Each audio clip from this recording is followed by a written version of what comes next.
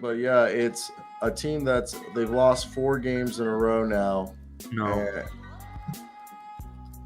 are they a bad team, the Phoenix Suns? Well, they beat the. Oh fuck, dude. I'm sorry. When did we talk about the Tampa Raptors? Yeah, okay. The Phoenix Suns suck. Their fan base sucks. Their culture sucks. And you're getting upset that Their culture does not suck. The culture sucks. And I sent you a mixtape of this cat named CP0. And I love that Jose Alvarado doesn't call him by his name. So I'm going to do the same thing. I'm going to follow his footsteps. I'm going to call him that guy, that player. When that player, I sent you a mixtape of that player being the dirtiest player in the NBA for the last 20 seasons. And how do you... No, Chris Paul. Oh, fuck, the guy. And it's just DeAndre Ayton's going to get traded eventually. No one wants to be there. Devin Booker's the only reason they have any relevancy. They should have lost to the New Orleans Pelicans last year. I don't like the Phoenix Suns, and I think they're a poverty franchise right now. And Monty Williams and Devin Booker are double-handedly carrying this basketball team to relevancy. They are the shittiest. How do they? Okay, so Zion throws. I think. Look, listen. It's a little tough to judge the team when they've endured so many injuries. Look, Cam Johnson's and Chris Paul have missed a lot of time. Jay Crowder still hasn't moved, so they're basically with an empty roster spot.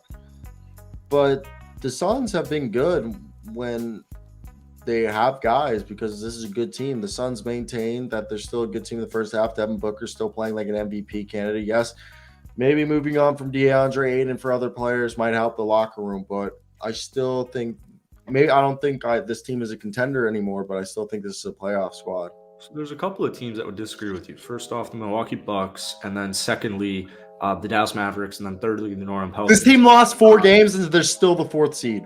That's how far ahead of they were. Well, there's a lot in terms of going on in the Western Conference. There's very little teams in the NBA right now, and I think it really only is Boston, and I think Boston just kind of got a little exposed against Golden State. And I said this all season, the NBA is completely and utterly up for grabs until Golden State figures it out. So, yeah, I had the Phoenix Suns as a playing team, and I still stand by it. So I don't know why you would believe in that player because he's never done anything in his entire NBA career as far as winning goes. But how do you get – this team is so lame. Zion threw a crazy dunk, which no one talked about the actual dunk itself because it was mesmerizing. They didn't even get mad when he did it. Chris Paul took a shot 5 seconds before that when they were already down 8. And they waited to get into Zion's face when the game was over. Like, what?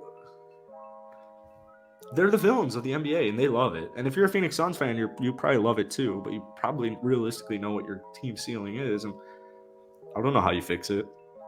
Mikal Bridges and Devin Booker are getting done dirty. DeAndre Ayton, I don't know who they could trade him for. I think the Jakob Poeltl is kind of interesting, actually. I don't know how you fix Phoenix Suns. I think maybe a trade or so could help them, but yeah, the Suns, I think they've been inconsistent, but people don't realize the injuries play a big part in why they've been struggling. Yeah, good teams figure out ways. Championship teams figure out ways. Now, let's move on to another team